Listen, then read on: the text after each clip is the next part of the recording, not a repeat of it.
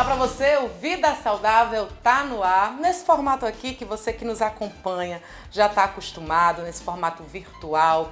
Nossas entrevistas elas seguem sendo realizadas nesse formato remoto, que é para a gente promover o distanciamento social ainda tão importante nesse tempo de pandemia, né? No programa de hoje a gente vai falar sobre abuso sexual na infância.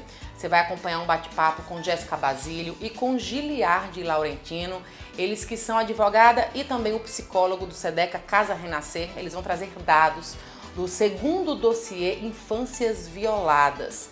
Também tem um bate-papo com Kate Oliveira, também advogada, ela que vai trazer os dados de 2021 de um aumento de 30% de pornografia nesse tempo de pandemia. Nosso programa hoje está imperdível, então não sai daí que daqui a pouquinho a gente está de volta.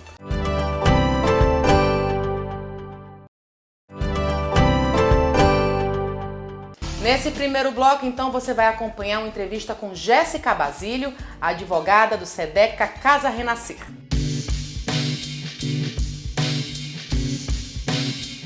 A crise sanitária, uma consequência da pandemia, obrigou muita gente a permanecer dentro de casa.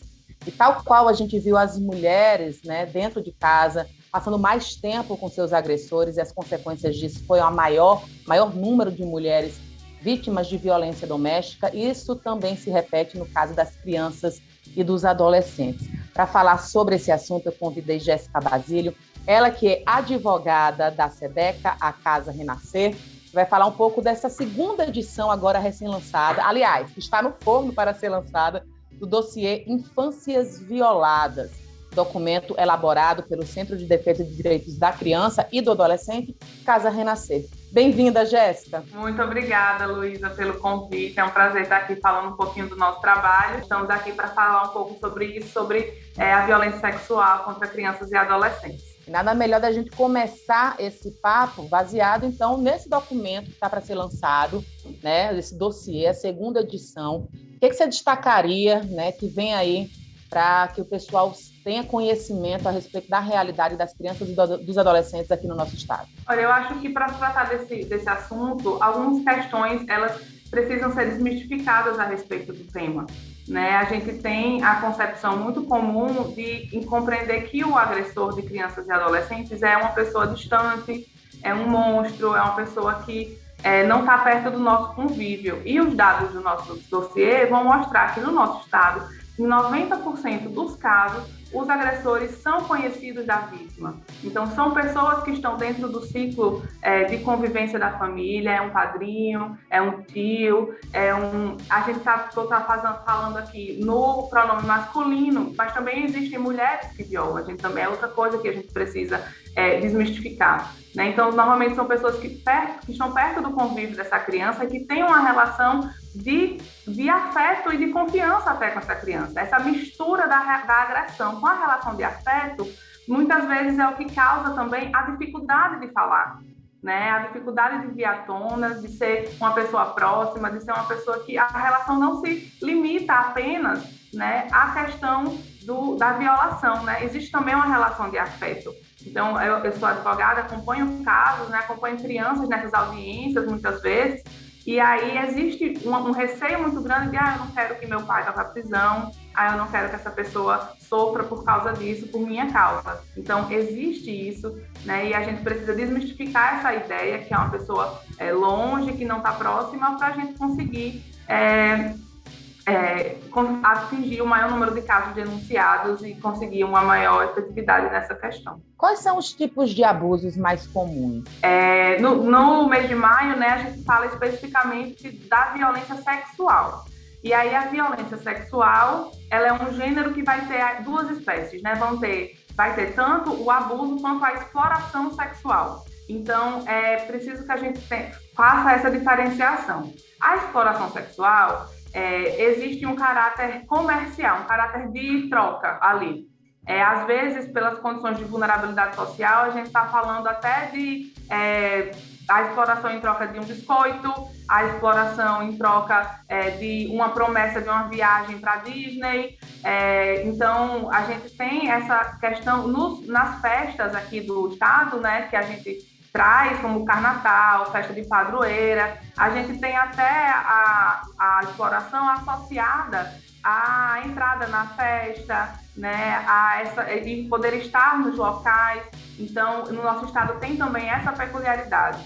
E a gente, além da exploração ligada ao turismo sexual, né, que já é uma coisa assim, bem conhecida do nosso estado e que apresenta hoje alguns rearranjos, né, com pessoas, retira aquela agência, né, aquela questão do agenciamento em organizações e vem mais o aliciamento dessas crianças através de um profissional da hotelaria, ou de um taxista, ou de um Uber que está fazendo esse transporte dessa criança já para esses hotéis, por exemplo. Né? E quando a gente fala do abuso, aí é quando a gente está falando mais dessa violência que vem intrafamiliar, essa violência que aí é o passar a mão, não é só o estupro, né? A gente está falando de assédio, a gente está falando de importunação sexual e a gente está falando também de muitos casos relacionados agora, principalmente, e com o advento da pandemia ainda mais, que acontece no ambiente cibernético. Então, a sedução de crianças e adolescentes através do ambiente cibernético, nos jogos, nas redes sociais, né? A gente tem isso muito forte hoje e isso é muito complicado ainda do ponto de vista até da investigação, porque o ambiente virtual ele favorece o anonimato, né? Então é muito mais difícil, a gente tem que ir atrás de descobrir um IP e fica tudo muito mais complicado, né, nesses crimes cibernéticos. Então o abuso ele vem hoje se mostrando muito nesse sentido das questões cibernéticas hoje, para além da violência intrafamiliar, que é o que mais acontece, o que mais a gente tem registro. A gente consegue fazer um recorte dessas crianças que mais são abusadas, que mais são agredidas? A gente costuma dizer que atinge todas as crianças, né? Mas não independe de classe e de raça. Mas está falando hoje, no fazer do SEDEF Casa Renascer, a gente tem uma incidência muito maior de meninas cis ou meninas trans. A gente tinha até uma rede de exploração sexual de meninas trans aqui no estado. Então, a gente tem uma incidência muito maior de meninas e uma incidência muito mais de meninas negras.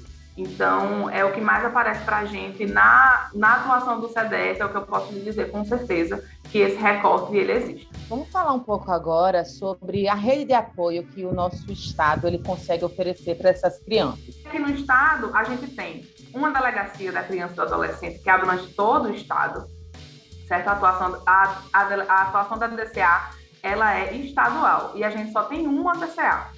Então, é uma equipe diminuta, muito pequena, e a gente tem hoje uma luta pelo aumento de unidades de delegacias no nosso estado, porque é muito complicado, né? Uma força policial que já é pequena, por exemplo, que está sediada em Natal, está investigando crimes em Pau dos Ferros.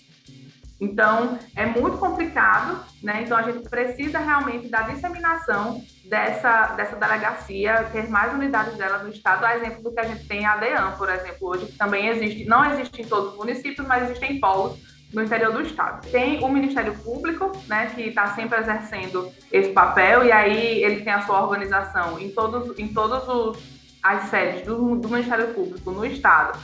São 8. Vai ter algum promotor que trate dessa questão, né? Aqui em Natal a gente tem um exclusivo para isso. E aí vão ter a rede socioassistencial, né? A gente vai falar de CREAS, de CRAs, de conselhos tutelares, que são muito importantes nesse processo de identificação dessas violências.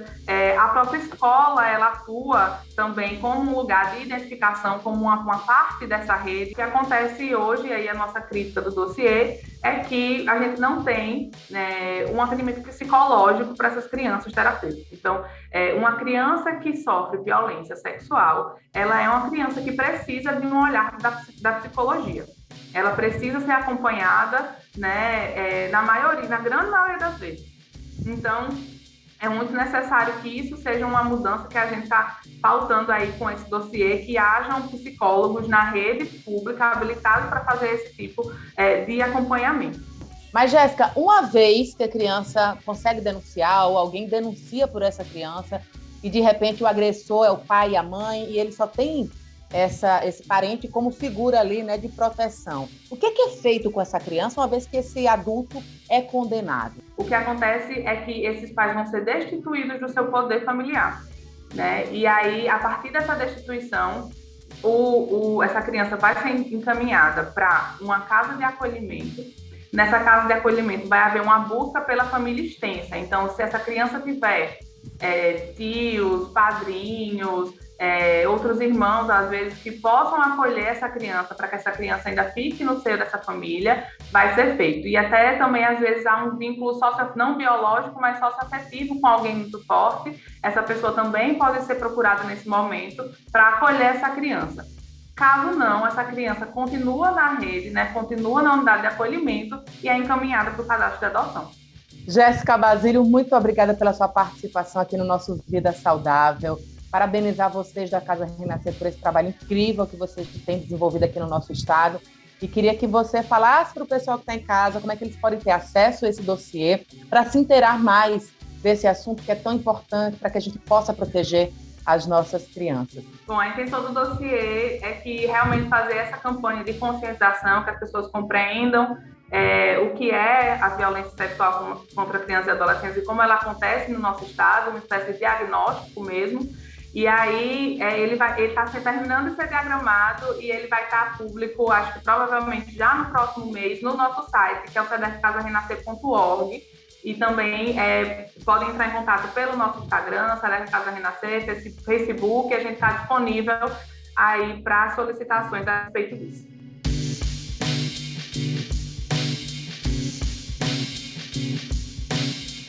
Não sai daí que depois do intervalo tem mais Vida Saudável para você. Até já!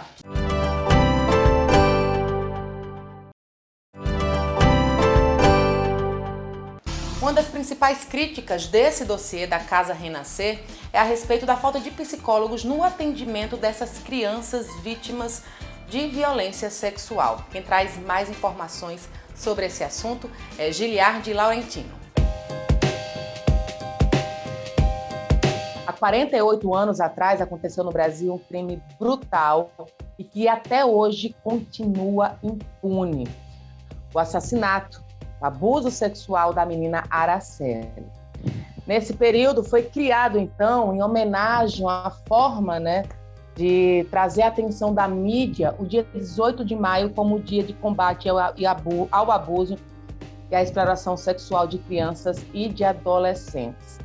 Para falar sobre esse assunto, a gente convidou Giliardi Laurentino, ele que é psicólogo da Casa Renascer, o SEDECA Casa Renascer, para falar um pouco sobre esse assunto. Tudo bom com você, Giliardi? Olá, Luísa, tudo jóia? Obrigado pelo convite. Estamos aqui, vamos lá. Uma lei expressa que diz que é crime o abuso sexual, mas, ao mesmo tempo, esse caso da menina Araceli continua impune. É muito controverso isso até hoje no nosso país, né, Giliardi? É não só o caso da menina Araceli, né? Quantas e quantas Aracelis a gente tem desde esse fatídico dia e a gente não consegue dar uma resposta. Quando a gente vem para o nosso estado, por exemplo, a gente teve a menina Yasmin, que o rapaz está preso, mas a gente não tem como está o acompanhamento dessa família. Eu acho que teve uma sucessão de coisas nesse caso que mostram muito do que acontece todos os dias no acompanhamento do caso, de casos de violências contra crianças e adolescentes. Então, se a gente abre nossos grandes jornais no país, todos os dias a gente vê algum caso extremamente brutal. E aí a nossa resposta é criar leis. A gente criou essa lei para falar de Araceli, a gente criou a lei do Benito Bernardo, que eu acho que é a mesma da Palmada, todas as vezes a gente cria uma nova lei. E aí, como é a prática dessa lei? É isso que a gente precisa estar começando a discutir. Como é que a gente coloca em prática esse avanço que a gente teve? Porque é importante falar que o Brasil é considerado um dos países mais avançados do mundo para a política da infância. O Estatuto da Criança e do Adolescente foi a primeira legislação do mundo voltados para a proteção da criança, tanto que a gente até hoje é referência para outros países criarem o Estatuto da Criança. A gente criou o Plano Nacional de Enfrentamento à Violência Sexual, que venceu o ano passado, e a gente não conseguiu garantir nem 20% do andamento desse plano, que já foi pensando no depois. A gente tem as leis, a gente tem todas essas tarefas. E o que a gente faz?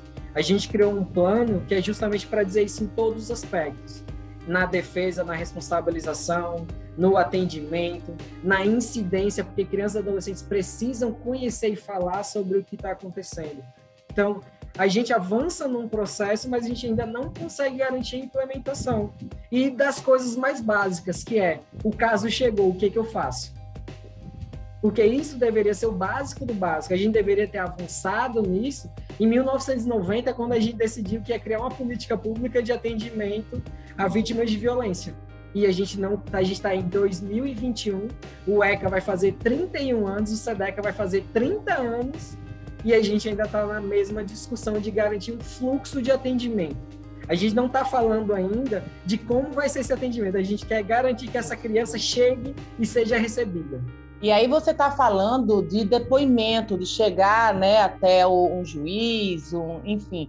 Mas eu fico pensando também a dificuldade da criança em ter o seu discurso validado. Exato. Porque como não se fala sobre isso em escolas, não se fala sobre isso dentro de casa, a sexualidade sempre foi tratada como um tabu, as crianças, elas não têm um discurso validado. E aí, por que isso acontece? Quais são as formas que a gente pode ter, os caminhos que a gente pode encarar para que isso mude, que a gente acredite na criança? Importante demais você falar isso, Luísa, porque quando a gente vai para as pesquisas, a criança mente em 6% dos casos. Em 94% dos casos, as crianças estão falando a verdade. Só que você também já trouxe uma resposta. A gente não consegue ainda hoje olhar para uma criança e dizer que aquela criança é um ser que tem direitos. A gente acha que o que a gente fala sobre a criança é o que vale. Então, uma criança relata uma situação de abuso e o adulto fala que ela está inventando, que é fantasia, que é isso ou é aquilo, a gente desacredita. E quando eu falo a gente, é a gente todo mundo mesmo. Porque faz 11 anos que eu trabalho com situações de violência sexual especificamente. 11 anos. E nesses 11 anos eu nunca na minha vida escutei um possível violentador dizer que violentou. Em todos os casos é o mesmo discurso. Ela está mentindo, ou ela me seduziu, ou coisas desse tipo. Quando a nossa própria legislação, nosso próprio Estatuto da Criança e do Adolescente já nos responde em todos esses aspectos. Só para você ter uma noção, o Estatuto da Criança e do Adolescente diz que se a gente tiver suspeita, então nem preciso ter certeza que a violência aconteceu. Se eu tiver suspeita da violência, eu tenho que passar para o Conselho Tutelar e para o Ministério Público. Porque aí vão ter pessoas qualificadas para saber se aquela violência aconteceu mesmo ou não. Isso é muito importante porque se a violência não aconteceu, o adulto já é adulto e é mais fácil de você lidar com essa consequência. Mas se a violência aconteceu e a gente não acredita, essa violência vai continuar acontecendo, porque a criança está convivendo com o agressor. E aí a gente está ensinando para essa criança que violências podem acontecer e quando ela se tornar adulta, ela também pode violentar, porque não acontece nada no nosso país. Giliardi, quando a gente aborda essas crianças, né, para tentar fazer essa reabilitação emocional, eu vejo muito, né, o que eu tenho visto é que não se trata mais a criança como vítima, mas como sobrevivente. Talvez essa seja uma forma, né, de mudar um pouco o jeito de encarar essa violência. Eu acho que uma coisa que a gente precisa mudar é transformar a pessoa naquilo que ela passou, porque isso é só uma vírgula da vida dela. E aí a gente, enquanto política pública, superdimensiona toda a violência que ela passou e só fala sobre a violência.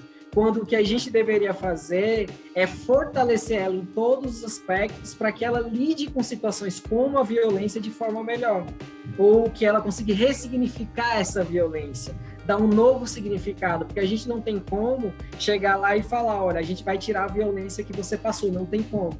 Então a gente tem que fortalecer, e principalmente quando fala de crianças e adolescentes, é de estimular mesmo, é eles ganharem conceituação de como lidar com situações adversas. Porque na história de vida do nosso país, a gente não teve essa história. A gente não tem, por exemplo, um momento de conversar com nossas crianças e adolescentes sobre sentimentos. A coisa mais simples.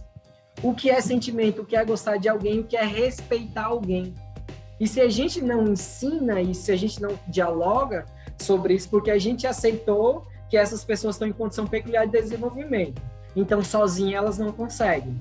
A gente tem que encontrar forma de dar estímulos para elas dentro da realidade delas. Então, a gente está conversando com ela sobre as coisas que ela conhece e, a partir disso, dá elementos de fortalecimento. Numa situação muito simples. Por exemplo, eu vou trazer um exemplo bem esdrúxulo. Uma criança que vai no shopping se joga no chão esperneando porque um pai e uma mãe não quer comprar alguma coisa específica para ele. Aquela criança não está conseguindo lidar com a frustração de não poder comprar alguma coisa. E a criança não é culpada por isso. A gente tem que conversar com a criança e ensinar para ela como é que ela pede, como é que ela conversa sobre o não, como é que essa frustração. A gente não ensina as pessoas a lidarem com frustração. E quando chega um caso extremo de violência, a gente acha que acolher aquela violência, falando da violência o tempo inteiro, vai resolver. Talvez até resolva, porque o estímulo vai ser constante e aquela criança ou adolescente não vai chorar mais para falar sobre a violência que ela passou. Mas será que ela vai saber lidar com o assédio que ela vai passar ali depois? Porque a gente, infelizmente, no nosso país, a gente lida com assédios o tempo inteiro. Não adianta a gente pensar que o caso chegou e a gente vai dar conta falando sobre a violência se a gente não prepara essa criança e a família também. Quando a gente fala de violência sexual, não é só a criança que passa pelo problema, toda a família passa por um problema. Porque na maioria das vezes aquela família acaba descobrindo realmente, oficialmente, esse agressor naquele momento. Então olha como é que é para essa mãe, para os outros filhos desse possível agressor. Não necessariamente ele violentou as outras crianças. As outras talvez nem saibam da violência. E como é que essas crianças vão receber a notícia de que o pai dela é estuprador? Dentro de casa, na escola, na TV, em todos os aspectos. Então, a gente precisa trabalhar essa família para que a violência não aconteça mais. Por último, como está a nossa rede de apoio? Como é que ela é organizada? E, claro, né, as formas de denúncia que essa criança, adolescente, o pai ou a mãe, né, que esteja acompanhando um caso assim, ele pode ligar ou, de repente, entrar em contato. O que eu posso te dizer é que a gente tem trabalhadores na política pública que estão preparados para receber essas situações. O Disque 100 é uma ligação direta e aí pode ser feita de qualquer celular. O Disque 100 ela vai automaticamente para o Ministério Público, para o Conselho Tutelar e para a delegacia. Máximo respeito a vocês que fazem parte do SEDECA Casa Renascer. De repente você, Giliardi, tiver um contato, um Instagram, um número para as pessoas que estão acompanhando aqui a nossa entrevista, né, puder entrar em contato, tirar uma dúvida. Todas as nossas redes sociais, SEDECA Casa Renascer. E aí todos os casos que chegam para a gente vai buscar política pública para eles não ficarem sem atendimento. Seja conversando com os deputados, tanto a Frente Parlamentar da Infância da Assembleia Legislativa já recebeu o nosso posicionamento, que a gente está à disposição para discutir com eles, quanto a Frente Parlamentar da Infância da Câmara de Natal também. Então, a gente tá hoje tentando, Luísa, unir todo mundo, porque a gente não pode mais ficar como está. Então, a gente reúne com a delegada para cobrar do Estado melhorias da delegacia para que eles consigam receber as pessoas e fazer os atendimentos. A gente está à disposição, inclusive discutindo com toda a política pública para encontrar andamento para esses casos. E o que a gente pede é isso, é a união das políticas, porque não tem como mais a gente dar a resposta que a gente está dando. O Vida Saudável não terminou ainda, daqui a pouquinho a gente está de volta.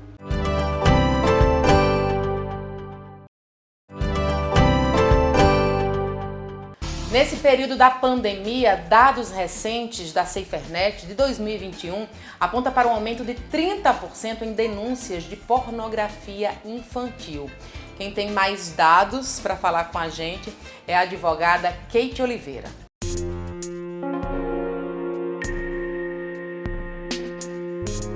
Com a pandemia, muita gente passou a ficar mais tempo dentro de casa e, claro, né, consumir muito mais internet, ficar horas e horas no Facebook, Instagram. E, claro, que isso também refletiu num aumento de 30% a mais de denúncias de pornografia infantil em 2021. A gente convidou também Kate Oliveira, ela que é advogada, é também integrante do Grupo de Estudos de Direito Público da Internet e das Inovações Tecnológicas e aqui no Rio Grande do Norte é coordenadora adjunta do Instituto Brasileiro de Ciências Criminais. Muito bem-vinda, Kate. Obrigada pelo convite. Você acha que esse número ele é reflexo mesmo do que eu falei, da pandemia, ou você já acha que está existindo uma fiscalização, um olhar mais sensível para esse tipo de crime? Primeiramente, o contexto em que estamos, a pandemia, com certeza influencia bastante nesse número. Por quê? A gente tem como principais razões a própria degradação social decorrente dessa pandemia. As crianças, né, e adolescentes estão cada vez mais em casa e, segundo o estudo, 80% dos casos relacionados a esses abusos ocorrem dentro de casa, né? Então, os agressores são pessoas do seu próprio convívio, o que dificulta sobremaneira, né, essa fiscalização, essas denúncias. Essas crianças estão mais tempo online e isso tem outros riscos, né? Elas estão submetidas a uma exposição de muitos materiais que são inadequados para a idade delas, como também ilícitos, bem como expostas a muitos predadores que estão na internet buscando, né, manipular, né, e ter acessos indevidos a essas crianças e adolescentes. E como essas crianças estão em casa, seus pais muitas vezes têm que estar trabalhando, o apoio que elas teriam, né, o apoio desses pais nessa fiscalização, nesse convívio saudável com a internet, ele acaba não ocorrendo na realidade fática. E a gente tem algo que é muito triste. No meio da pandemia, a gente tem escolas fechadas. Para que vocês entendam, a escola é um elo importantíssimo para que a gente possa não apenas identificar, mas denunciar e oferecer apoio a essas crianças e adolescentes que estão sendo submetidos a algum tipo de violência e abuso por parte de seus pais, por parte de familiares, enfim, qualquer um. Muito triste. A gente falou sobre pornografia, mas eu queria que você destacasse aqui para a gente as formas hoje desses abusos, né, a criança e adolescente, eles se manifestam na internet. Eu costumo dizer que nós temos infinitas possibilidades de violações a esses direitos das crianças. Não apenas especificamente esse material inadequado e esse acesso aos predadores, mas para além disso tudo, a gente convive com a situação de exposição dos dados pessoais dessas crianças, que estão tornando-as muito mais vulneráveis. Para quem não sabe, dado pessoal hoje em dia é um valioso ativo econômico, né? E a depender da situação que isso ocorre, você vê, por exemplo, pais que estão, por exemplo, colocando todos os dados suas crianças, como escola, como casa, rotinas. Isso faz com que aqueles predadores verifiquem toda aquela rotina da criança e consigam ter acesso a ela, falando inclusive os nomes dos pais, os familiares, os amigos, oferecendo assim um elo com elas que vai permitir que esses abusos de fato aconteçam. Para que vocês entendam, a internet e as plataformas digitais, elas não foram criadas para serem acessadas e utilizadas por menores de 13 anos. Inclusive, nos próprios termos de uso das plataformas falam sobre isso. Mas, muitas vezes, essas crianças conseguem acesso com o amparo dos seus próprios pais e familiares. E isso é muito complicado para a gente falar sobre isso, porque implica, sim, maior vulnerabilidade.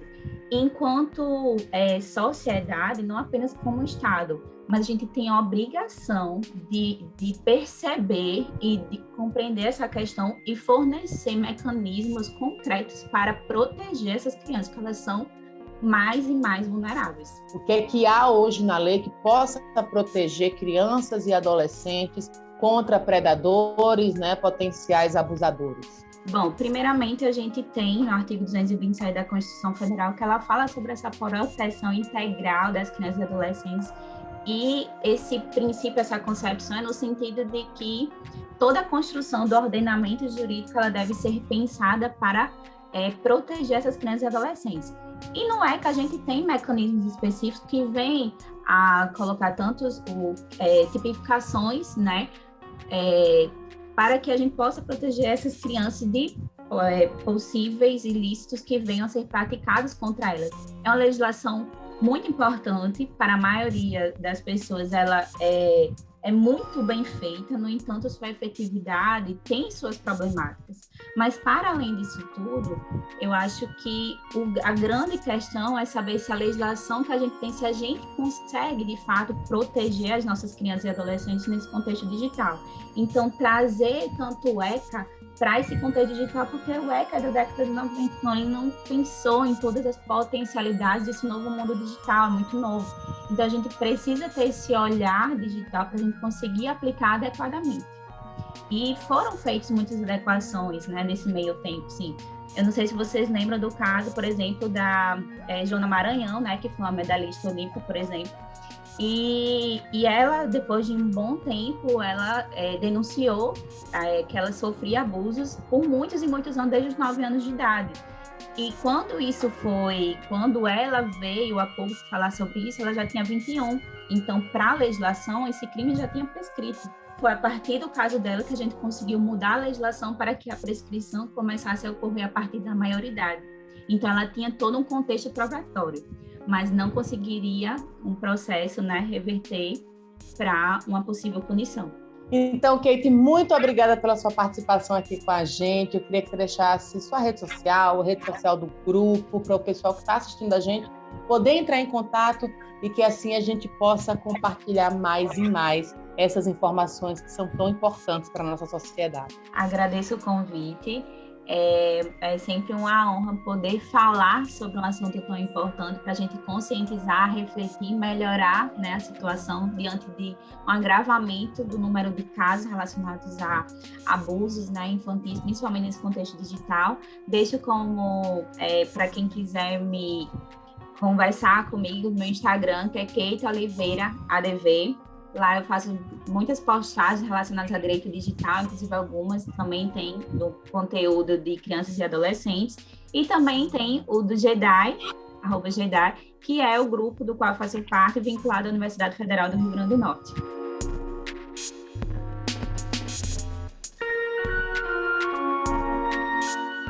O Vida Saudável de hoje vai ficando por aqui. Mais uma vez, obrigada pela sua companhia. Se quiser deixar críticas, elogios, sugestões, vai lá no Instagram da gente, que é o @VidaSaudávelTVAL, ou lá no meu @VemCaLuísa. Não esquece o álcool gel e nem a máscara, tá bom? Próxima semana a gente tá de volta. Até lá. Tchau!